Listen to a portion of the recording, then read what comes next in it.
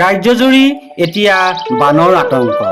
দ্ৰুতগতিত বাঢ়িছে দিখৌ আৰু ব্ৰহ্মপুত্ৰ। বানে গৰকা ৰাইজৰ মনৰ দুখ যন্ত্ৰণাৰ উমান ল'বলৈ আমি ঘূৰি ফুৰিছোঁ গাঁৱৰ অলিয়ে গলিয়ে।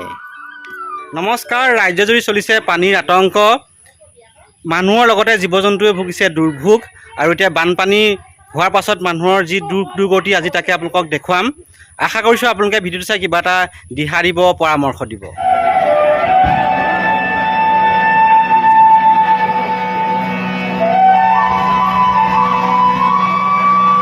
বন্ধুসকল, আপোনালোকক মই দেখুৱাই আছোঁ এয়া দিখৌ পাৰত থকা ৰাইজে কেনেদৰে দুৰ্ভোগ ভুগিছে আৰু কেনেদৰে তেওঁলোকক বানে ক্ষতিগ্ৰস্ত কৰিছে, পোহনীয়া জীৱ জন্তুৰ পৰা আদি কৰি, আৰু তেওঁলোকৰ কেনেকুৱানো অসুবিধা হৈছে আমি তেখেতৰ মুখৰ পৰা জানো। আহক। ইমান সমস্যাত পৰিছোঁ, আহি আমাৰ তেখেতলোকে একোটা খবৰ খাতি লোৱা নাই, কি খাইছে কি বৈছে। আমি ইমান দুদিন তিনিদিনৰ পিছতো তেখেতলোক অহা নাই।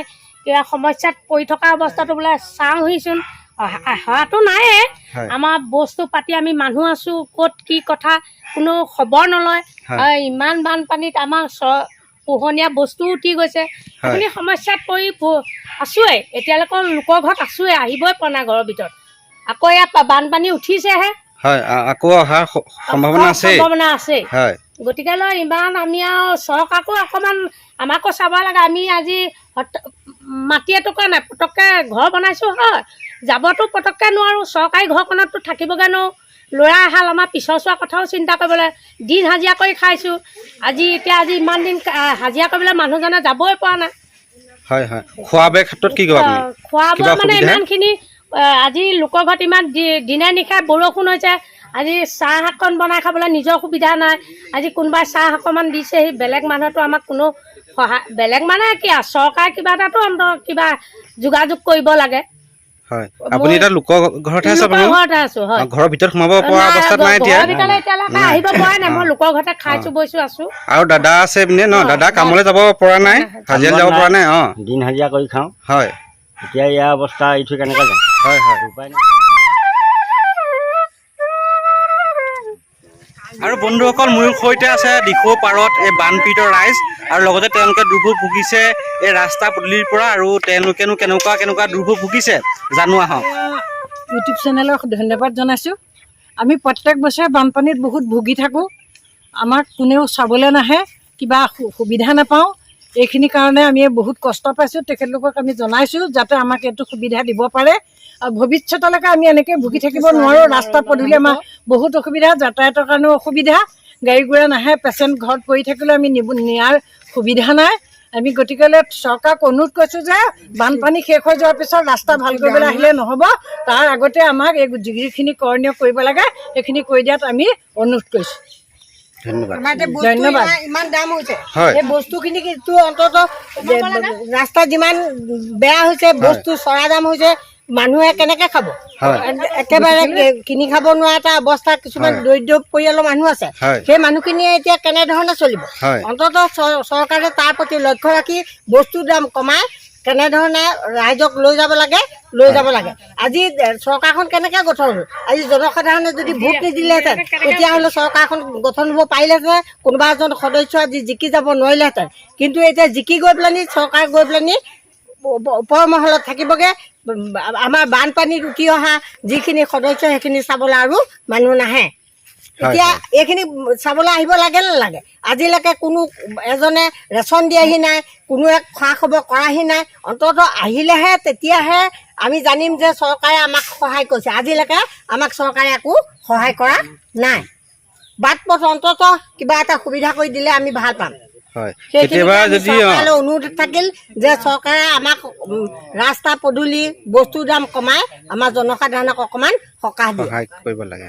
আৰু কেতিয়াবা আপোনালোকৰ কাৰোবাৰ ৰোগীয়ে কোনোবা চিৰিয়াছ, এতিয়া ৰাস্তা পদূলিটোৰ অৱস্থা একেবাৰে বেয়া, ৰোগীয়ে নিবলৈ অসুবিধা। এতিয়া এইটো বাটত এতিয়া মানুহে যাব আহিব নোৱাৰে, গাড়ী নচলে। কেনেধৰণে ৰোগীয়ে আনি পেলানি, ৰোগী মৰিলেও ইয়াত আৰু চাওঁতা নাই। সেয়েহে আপোনালোকক আমি অনুৰোধ কৰিছোঁ, সোনকালে ৰাস্তা ঘাট ভাল কৰি দিব লাগে। সেইটোৱে আমাক ক'ব লগা আছে। সেইখিনিকে কৈ আমাক ক'ব লগাখিনি ইমানেই। বন্ধুসকল, আপোনালোকক দেখুৱাই আছোঁ মই দিখৌপৰীয়া ৰাইজৰ বানৰ দুৰ্দশা। আৰু দেখুৱাই আছোঁ আপোনালোকক বিশেষ বিশেষ পৰিয়ালৰ বিশেষ বিশেষ দুখ লগা কাহিনী। আৰু এইবাৰো আহিছোঁ আমি, মোৰ লগতে এয়া এনি ভাৰত সাংবাদিক আহিছে, লগত কীৰ্তিদীপ্ত ভূঞা, আৰু দেখুৱাই আছোঁ ৰাইজৰ দুখ দুৰ্দশা। চাই থাকিব, আপোনালোকে দি যাব দিহা পৰামৰ্শ। কিমান দিনৰ পৰা আপোনালোকৰ মানে ঘৰটো পানীত ডুব গৈ আছে? আমাৰ ঘৰটো আমি অলপ ভেটি উঠালোঁ নিজে, উঠোৱাৰ পৰা তেনেকৈ সৰু সৰু পানী হ'লে মানে এনেই পানী নোসোমায়, কিন্তু এইবাৰ পানীটো বহুত বেছি, সেইকাৰণে ঘৰ দুৱাৰ ভাঙি গোটেই পানী সোমাই আহিলে। তাৰপাছত মই চৰকাৰক ঘৰ দুৱাৰ বহুত বিচাৰিলোঁ, পঞ্চায়তলৈ গ'লেও কয় যে বাইদেউ হ'ব আপোনাৰ, সেই বুলি কৈ মোক পঠাই দিয়ে।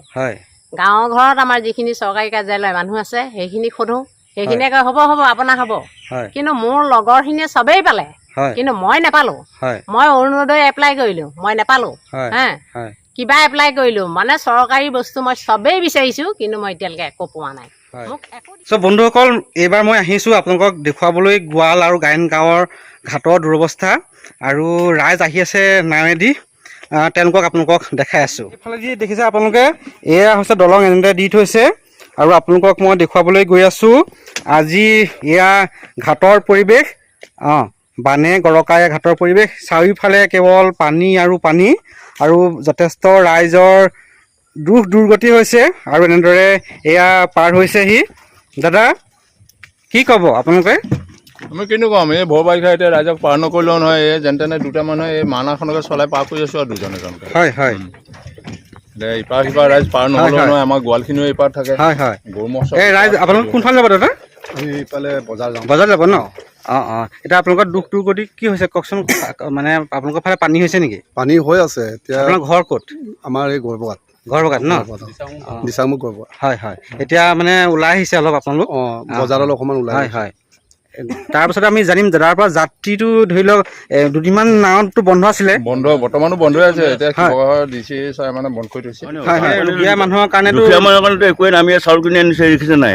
ভাত খাবলৈ 50 টকা কেজি চাউল কিনি আনিছে। এয়া দাদাই কিনি আনিছে চাউল, কিনি আনিছে। চাউলৰ বস্তা আপোনালোকে দেখিবলৈ পাইছে, এনেদৰে কেৰিয়াত বান্ধি আনিছে, আৰু এয়া নিলেহে এতিয়া ধৰি লওক পৰিয়ালৰ পেট ভৰিব, মানে জুই লাগিব, তেতিয়াই লাগিব। চাই আছে ঘৰত আহিছে নাই মানুহ। যথেষ্ট কষ্ট হৈছে আপোনালোকৰো? হয়, ঢেৰ কষ্ট আমাৰ এইখিনি মানুহ।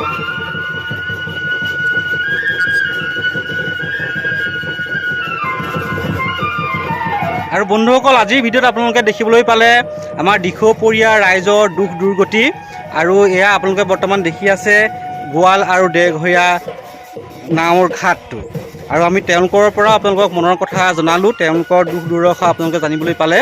আৰু আজি এই বানপানী ভিডিঅ'টো চাই কেনে পালে জনাব, আৰু যদি চাই ভাল পালে আপোনালোকে লাইক কৰিব, শ্বেয়াৰ কৰিব, আৰু ছাবস্ক্ৰাইব কৰি দিব। ধন্যবাদ।